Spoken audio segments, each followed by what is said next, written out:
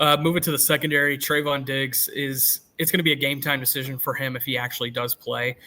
He has fully participated in practice each of these last 2 days, but I think it's going to be more of a situation of, do they feel like he is ramped up enough to where he's ready to be thrown out there in that environment and perform? If he cannot, then you have a hodgepodge of different corners that you're going to have to throw out there. Isn't it crazy, like the difference in how you feel the Cowboys secondary matches up with the Eagles offense just based on if Diggs plays or not?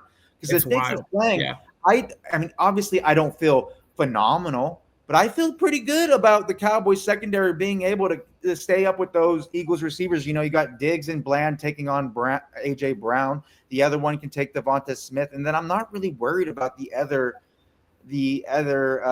weapons from the Eagles offense. At least I don't think that there's someone who can really gash you in a way that is consistent and makes it and is like takes over the game type of a way. The way that, you know, an AJ Brown or a Devontae Smith, if they get going, it's going to make life hell for the Cowboys defense. So if Diggs doesn't play and you have an Booth lining up against one of those two guys on a lot of snaps, or we have our guy ready in the slot having to play Devontae Smith consistently, something like that, that's going to be matchups that I'm not really excited about. And it's going to take a lot from Eberflus to kind of manufacture ways, whether it be with pressure or with different combination coverages, to make life easier on them so that they don't have to, you know, wear the brunt of playing man coverage against those fantastic type of receivers. So it's going to be, you know, it all depends on where if Diggs is going to play, in my opinion, to how I feel how the secondary matches up with the Eagles receiving weapons.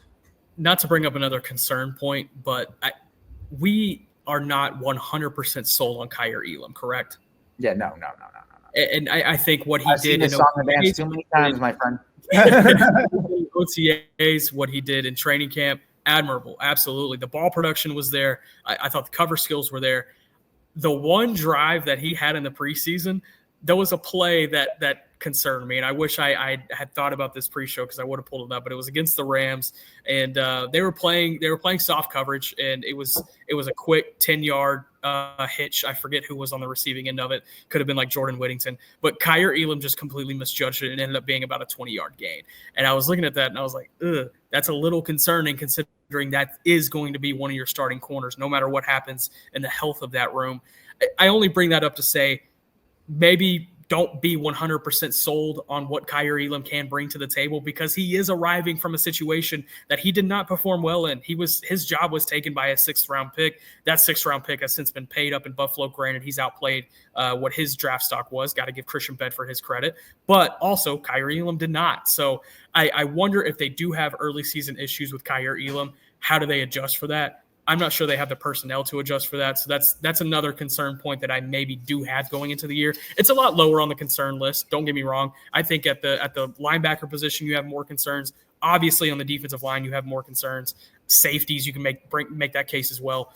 I think that's still a point that needs to be brought up because it hasn't been brought up. And so that's one to think about. If the Eagles could find a way to get A.J. Brown consistently matched up against Kaiir Elam, that's a giant advantage in their department. So that's something that the Cowboys are going to have to figure out a way to mitigate, or when it does happens, you know, use cone coverage, use bracket coverage, whatever you have to do. You do not want Kaiir Elam one-on-one with A.J. Brown for too many snaps. Yeah, and these corners, they're the X factor on this defense for this game specifically. Whether it's Trevon Diggs playing or not, Kaiir Elam's going to have to be ready to roll, and he's going to have to be, you know, stepping up as far as, you know, matching up with his guys and not allowing big plays. DaRon Bland, same goes for him. I think you expect a certain level of play from DaRon Bland, but you know, it's not a given by any means. The corners, that's going to be the biggest challenge that I think this team will face in week 1 at least.